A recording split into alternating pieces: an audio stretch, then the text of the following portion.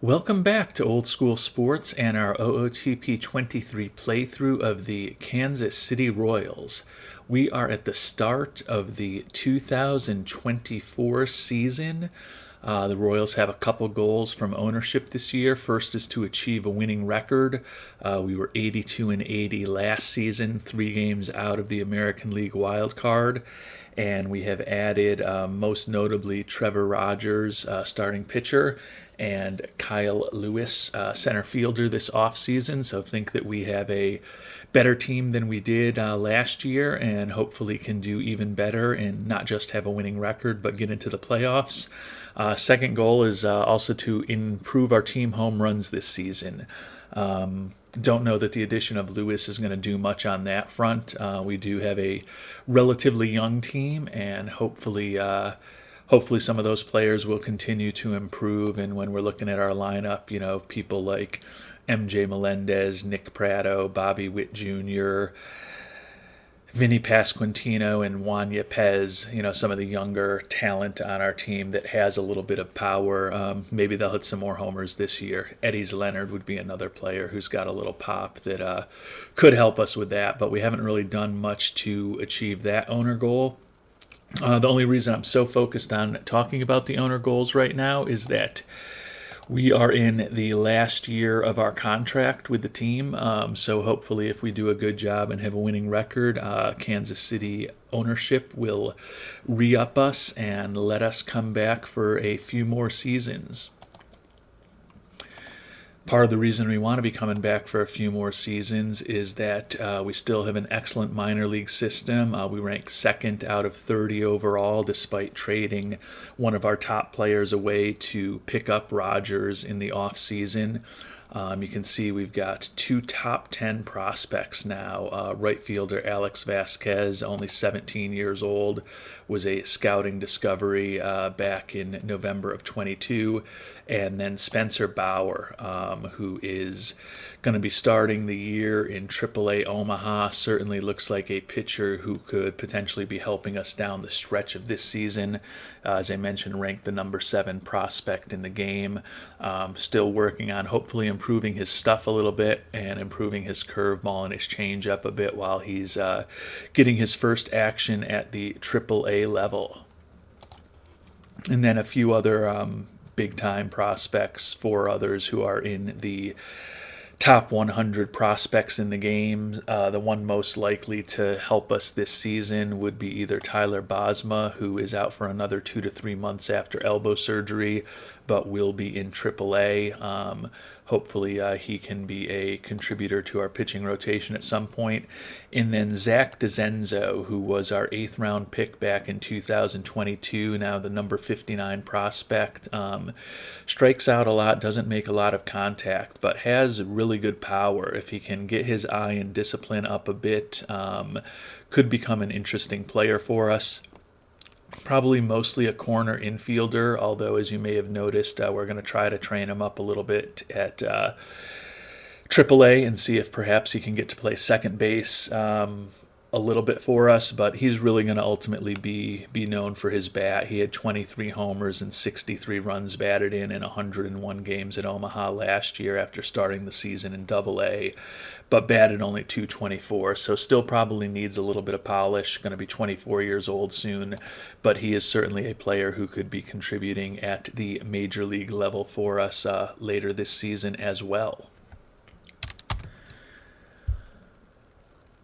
Despite our optimism, we're projected to finish last in the American League Central, winning just 77 games. The one thing I will note is that each of the first 2 seasons of this sim, we have outperformed our expectations. So hopefully that will be the situation this year. You can see that the projection is if you can get to about 83 wins, you're going to be right in the mix for the wild card. So coming off an 82 and 80 season, the hope is that we can definitely not just have another winning record this year, but also finally get some postseason action for this young Royals team that is now led by Bobby Witt Jr. as far as our offense. two-time All-Star in 2 seasons at the major league level, was a Rookie of the Year in 22, had a nice season with over 100 runs scored and over 100 runs batted in last year, and batted close to 300 most of the season. And the other leader on the team now, as I mentioned, is Trevor Rogers, who is slotting in as the number one starter in our rotation. Picked him up in that big trade with Miami this offseason, and the hope is that he is going to give us a clear number one starter compared to the rest of our rotation. So we are going to kick off this 2024 season, and we'll be checking in as things get interesting. We do have a few players that are be coming off of the IL, hopefully in not too long. Kike Hernandez another couple weeks, and then Nicky Lopez probably out for about a month or so. And then as far as the pitching rotation, Taylor Clark is going to be out for about 3 weeks. So hopefully won't have too many new injuries, and we can get those guys back in the not so distant future, because with Nicky Lopez out, Melvin Moreno, who was a free agent signing of ours a season ago, is going to be our starting shortstop. You can see that defensively that could be really good, but the question is, how much is he going to hit? Hit just 256 in AAA last year and was 0 for 7 in brief call-up at the end of the year. So the hope is that he will hit enough to, not be just an automatic out. And if he can keep his batting average over the Mendoza line with that glove, hopefully he will be a useful player for us over the next month and a half, while we are waiting for the return of our starting shortstop, Nicky Lopez. It's going to be very interesting for the shortstop position for the Royals for the next few weeks, because Melvin Moreno is out with a rotator cuff strain for 3 weeks. You can see he was hitting enough to be useful with that 220 batting average, only a 57 OPS plus, but still had put up half a win above replacement in just those 14 games with his excellent gloves. So he had done a good job for us. With him heading to the IL, it's going to be interesting to see what Matheny wants to do.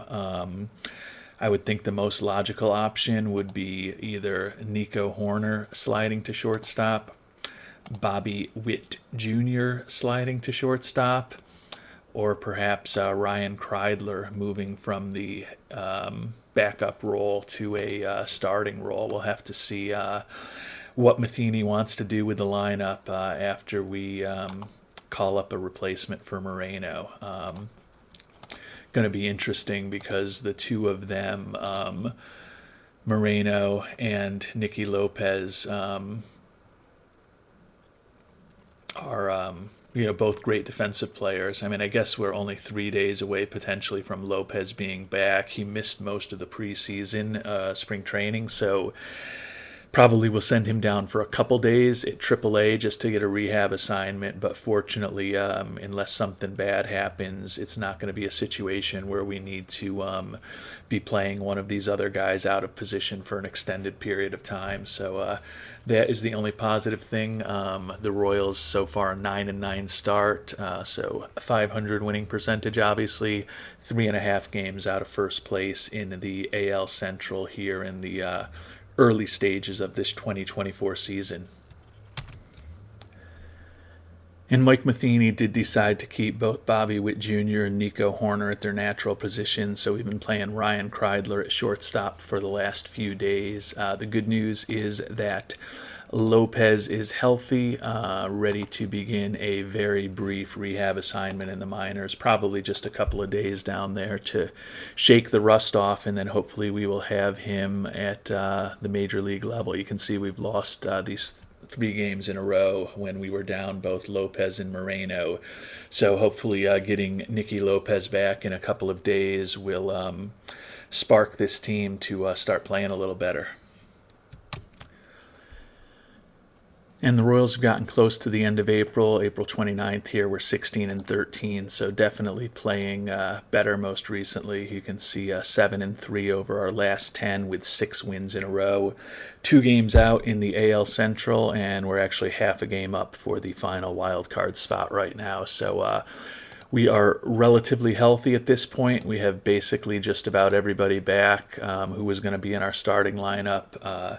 Taylor Clark's still on a rehab assignment in Omaha. He's probably more than ready to come up, although he hasn't pitched well there with a 5.87 ERA.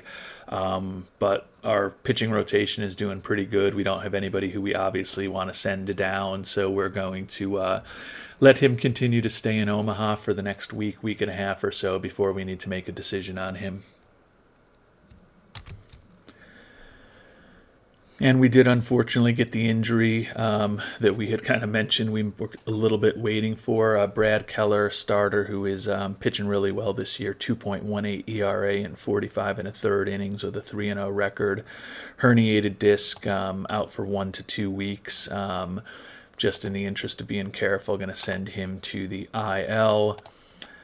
And that will allow us to bring Taylor Clark up here to the majors. Should be interesting to see what the rotation looks like according to Mr. Matheny. And, ooh, that is very interesting. He's moving our closer, Aaron Ashby, into the rotation. You may remember that when we picked up Ashby, he had not been particularly successful as a starting pitcher, and we thought that using him as a reliever was going to kind of fit better with his profile. But I don't know how I feel about that. I may do one of the rare situations where I overrule Mr. Matheny and see if we can get Ashby back into the bullpen and perhaps let Chris Bubich, who has been a starter for us for several years but is now a long reliever for us, potentially into the rotation. Just for those who are wondering, Trevor Rogers has had a solid start to the season for us. Record is 1-3, which is not good, but a 3.30 ERA and 44 strikeouts in 43 2/3 innings pitched. 128 ERA plus, 68 FIP minus, already put up a 1.3 WAR here in the early part of May. So he is doing a nice job for us as an addition so far. If you're wondering what Kyle Lewis is up to, kind of getting exactly what we had hoped to out of him. Batting only .246, 4 homers, 13 ribbies, so he's not pounding the ball, but a 701 OPS, which is good for a 96 OPS plus, 98 WRC plus, and he's already put up almost a run of WAR.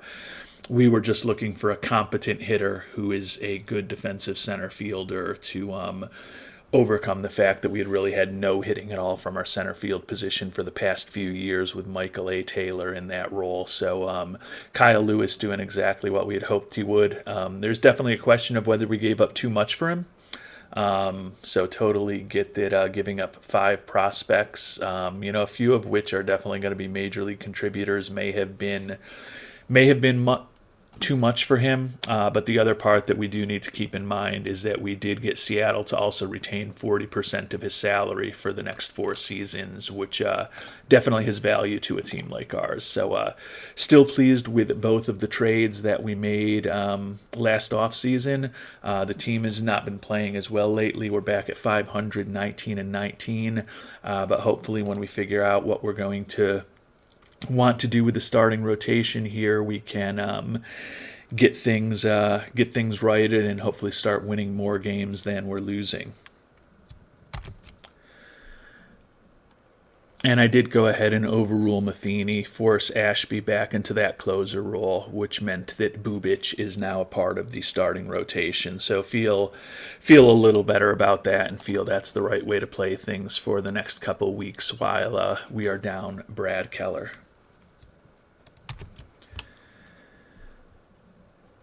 And the injuries for our pitching staff are starting to pile up. Jose Suarez, who was pitching better this season as a starter with a 3.35 ERA, 127 ERA plus, 94 FIP minus, out for 5 weeks. So that is definitely not optimal. Another herniated disc, so we are going to send him to the IL. Our caution with Keller may have been a little misplaced. You can see he's healthy and back from his injury. He's still got 7 days on the IL, so always tend to be as cautious as possible with the pitchers, but maybe was a little overcautious there with Brad Keller. You can see we're still just at 500 at 23 and 23. But we've got some prospects down in AAA, so hopefully we going to give an opportunity to one of our good young starters, or maybe it's a chance for Mackenzie Gore to finally get another shot at the majors. Although it looks like he's put up a 9.62 ERA thus far in Omaha, so perhaps he will not be the one getting the call up. We're actually going to bring up Reed Goleman, who was our second-round pick in the draft last season, has quickly progressed from rookie ball to high A to double A last year, and has pitched 12 games at AAA Omaha this year. 20 strikeouts in 16 and two-thirds innings, 3.24 ERA, and 7 saves as the closer there. So we are going to bring up Goleman to join the Kansas City roster. That's going to move Taylor Clark, who just recently came off of the IL, to put him in as the 5th spot in the rotation. So hopefully we will have Keller back, in a little over a week, and then that'll kind of allow us to get back to a more normal-looking starting rotation. But until then, hopefully we can get decent performances out of Bubic and Clark at the back end of our rotation. And some real bad injury news for the Royals now. Starting second baseman Nico Horner out for 3 months with an arthritic elbow. That does not sound like a good injury for a 27-year-old second baseman to be having. Great personality for us, and having a really nice season, batting .286 with a 119 OPS plus. Has already put up a 2.3 WAR here just in the first 7+ weeks of the season. So we're going to have to rely on our organizational depth to get us through this. Feel pretty good that we have Kreidler and Moreno back now as our backup utility infielders. Presumably one of them will be sliding into the starting rotation, but definitely not optimal to be losing our starting second baseman for the next 3 months. But we will do our best to keep things moving in the right direction. Question is who we're going to bring up. We just sent Eddys Leonard down. Still like his bat, and he does have a lot of position versatility, even though he's not an exceptional defensive player. Was hitting only .213 at the major league level, but he went 2 for 4 in his only game at Omaha. I think he's probably the right person to bring up. Zach DeCenzo, who we're trying to train up as a second baseman down in Omaha, would be another option, but he's batting only .217 down there this year. Maybe distracted by trying to learn the new position. So we will give Eddys Leonard a chance to come back to the major league team, and hopefully, the team can continue moving along. It looks like the new second baseman is going to be Melvin Moreno. So we're going with defense over offense. We'll see if hopefully we can hold things together. We're 1 game over 500, 25 and 24. We've had a fair amount of injuries thus far this season, but we'd like to start putting, stringing some wins together and going on a long winning streak. And I was just talking about going on a nice long winning streak, and the Royals have done exactly that here as we head into June. Looking at the AL Central standings now, we have won 7 in a row, 9 out of our last 10, and we are tied for first with the Detroit Tigers. And we are also 1 game up, tied with Detroit and the Yankees for the 3 wild card spots in the American League, although with us in Detroit being involved, Tampa Bay would actually be a wild card right now too. But finally playing some really good baseball right now. Hopefully we can continue that through the month of May.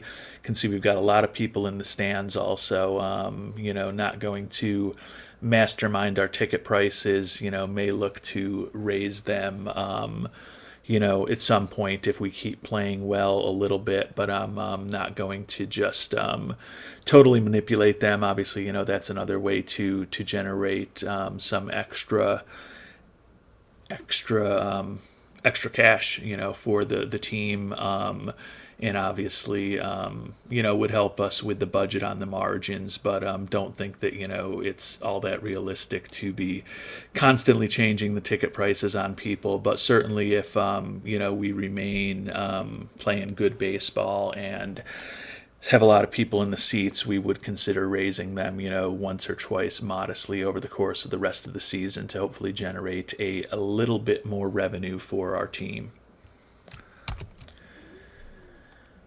And our backup catcher, Cam Gallagher, just brought it to my attention, which I did know that he is going to be a free agent after this season, looking for a potential extension from us. He's got good catcher ability, and he hits enough. We definitely like him as a backup. Looking for $3 million a year for the next 3 years. That's a little more than we want to pay him. We're paying him $2.9 million this year for in his final year of arbitration. If we can get him for more like $2.4 million a year over the next 3 years, we would be happy to bring him back at that level. He'll only be 34 3 years from now, so might be the end of the road for him at that point, but he's willing to think about it. So we may have our backup catcher locked up, and he's not at such a high contract that we wouldn't be able to deal him somewhere if we find better options emerging over time. And we did get Cam Gallagher re-signed, 3 years, $7.2 million. Team has been struggling a little bit lately. We're second place in the AL Central, about exactly a game and a half behind Detroit. And we do currently stand in that third wild card spot, but only half game up on the A's. You can see we're 2-8, and we've lost 6 in a row. So the great play that we had just a week and a half ago has been replaced with some pretty miserable play, but hopefully we can turn things around in this upcoming series against Boston, who are last place in the AL East right now. And the starting pitcher injuries definitely remain a problem for us. Jose Suarez is ready to come off the IL. We are going to send him to a rehab assignment to the minors. But then Joe Ross just suffered a sore elbow, going to be out for 4 weeks. So we're going to place him on the IL, go down to AAA again to get a little bit of help. Reed Golemon has been up and down once already this year, but pitched pretty well for us in a brief stay with us earlier. Going to bring Golemon back up to the Major League roster. And hopefully we can get through, the next week or so, and then have Suarez pitch, 1 or 2 games down in Omaha. Just be sure that he is completely healthy and plug him back into the rotation, hopefully. Well, we've made it to the mid-season review of our goals, and it's been an up-and-down year. We're 42-40, 2.5 games behind, which puts us third in the AL Central, and we are actually a game out of the wild card right now. So have to play better in the second half of the year. Ownership, is looking for us to have a winning record this year, which we are on pace to do, but they don't seem thrilled with us being just 42-40. I'm not either. They want us to hit more homers, which we haven't done as much of, and they want us to increase attendance, which we have done. Thinking about the front office, we're usually pretty close to capacity, but we're not selling out every day. I'm going to keep prices where they are, like having those fans in the seats and the good attendance that we've seen so far this season. Looking at player development, minor league system has slipped back a bit to being ranked fourth overall. Spencer Bauer at AAA out with a partially torn labrum, so he only pitched 2 games there and did pitch well before he got injured, but hopefully he will be back in the not-so-distant future. And Tyler Bosma looks like he suffered a setback. He is out for another 8 months after that surgery last year. Or no, yeah, ooh. That's not cool. So our young starting pitching is not coming along as well as we would have hoped. Although Junior Almonte, who is ranked the 74th prospect in the game, but has really not shown too much on the diamond as far as his performance, with a 4.11 ERA in A-ball a year ago and a 5.40 ERA in high A this year. But hopefully he can continue to pitch better. We are close enough that hopefully when we get into the month of July, look to maybe take on a little bit of salary. We don't have a ton of money unless we were to move some salary, but if somebody's got a player that they're trying to dump, or we can find someone with a relatively low salary, would certainly like to improve the roster a bit as we get into the second half of the season. Looking at our offensive statistics, we're having a pretty good year, generally in the top 5 or 6 in most categories offensively, although we are 11th in home runs, as I mentioned. That's an area that ownership wants us to improve, but overall we're in the top 6 in everything else offensively, and we're 3rd in ERA and 1st in starters ERA, and you can see we're in the top 3 in almost all pitching categories, and then we've also have a good defensive performance. So it's a little surprising that we're only 42-40. Wouldn't shock me if we are once again underperforming our Pythagorean expectations, and yes, massively. Actually, that makes me feel a little better that the second half should be better. We should theoretically be 6 games better than we are, which is the biggest differential in all of baseball.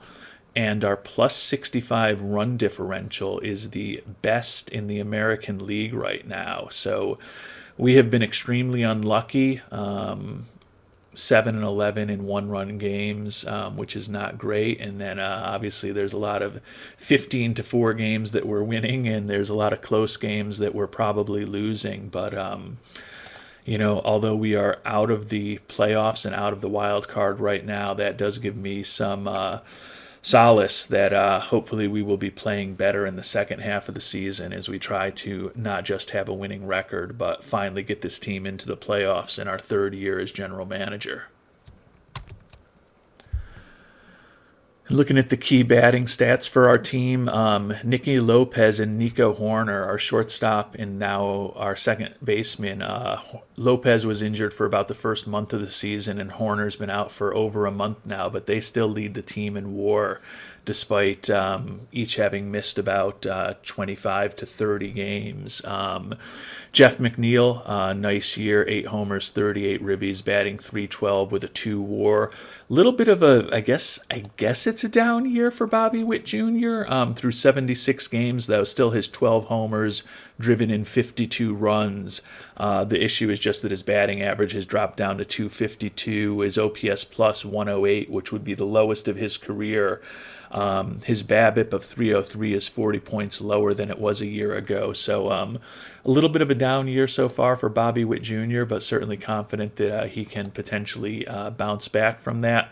Melvin Moreno, who has been starting at short when Lopez was out and starting at second now that Horner is out, having a really nice year for us, batting .266 and has put up a 1.7 WAR. Juan Yepez with 9 homers and 188 at-bats. Kyle Lewis has put up a 1 WAR for us. His OPS plus of 83 has slipped back a bit since the last time we checked in, but still a heck of a lot more productive offensively than Michael A. Taylor had been for us in center field for those last 2 seasons. MJ Melendez and Nick Pratto, not great years from either of them. 230 with 9 dingers for Melendez and 242 with 7 for Pratto. Kiki Hernandez is back, hitting reasonably well for us. 276 with 7 homers. Vinny Pasquantino getting a lot of playing time this year. 13 homers, 47 driven in, batting 233. The 3 players who are negative WAR are all backups. Eddie's Leonard, utility infielder and outfielder. Backup catcher Cam Gallagher, and then backup infielder Ryan Kreidler. So all in all, the offense is doing well, and certainly the pitching is also. Trevor Rogers has put up a 2.2 WAR, which leads the team. His 4.12 ERA is not great, and he only has 1 win, so a 1-5 record in those 17 starts. Weird year for him, but his ERA plus is a little better than average, but his FIP minus of 78 suggests that he's just been incredibly unlucky. He does have 102 strikeouts and 87 1/3 innings. Hopefully he will pitch even better this second half of the year. He's clearly been unlucky. Brad Keller has spent some time on the IL, but is 5-3 with a 3.36 ERA, WAR of almost 2 for the year. And then Chris Bubich, who has split time between starting and relieving, a really nice season. 3.11 ERA over 63 2/3 innings with 73 strikeouts. Hayden Wisniewski, 7-5 out of the rotation, leading the team in wins. Aaron Ashby, solid job at closer, 18 saves, 3.15 ERA, and 52 strikeouts in just 40 innings pitched. Amir Garrett has not been as dominant as our lefty specialist as it has been in previous seasons. 3.86 ERA and a 109 ERA plus on the season. Hopefully some of these guys will get a little luckier over the second half of the season. A couple of the youngsters are some of the ones who are struggling the most for us. RJ Dabovich, 3.58 ERA, 118 ERA plus, but a 117 FIP minus has led to a WAR of minus 0.2 for the season so far for the rookie. And then another rookie, Reed Galliman, who's been up and down, 6 2/3 innings, allowed 9 hits, 4.05 ERA, but a 5.80 Sierra. So has not been optimal thus far for us. But all in all, we're above 500, and our performance suggests that we should be a lot more above 500. We really should be 48-34 right now if everything was going according to plan, which would be one of the top records in all of the American League. So hopefully we can get things righted in the second half of the season. In our next episode, we are going to take a look at international free agents, the amateur draft, and the trade deadline as we try to decide what moves these Royals need to make to get into the playoffs here in the 2024 season. Until then, thanks so much for watching. Would love to hear your comments down below. Really do appreciate everyone who spends time engaging with me on this and watching these episodes. Really appreciate it. Have a great day. Take care.